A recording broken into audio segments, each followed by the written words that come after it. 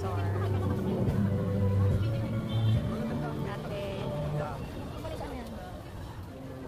Dito tayo ngayon sa Parañaque City Hall. Marami siyang ano actually. Sabi nila pagkatapos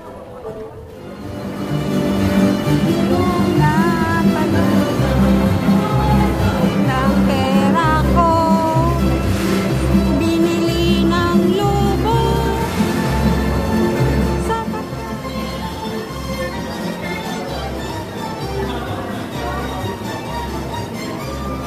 magbayad na kayo. May libreng kape tsaka biscuit. Tapos meron bang ganito?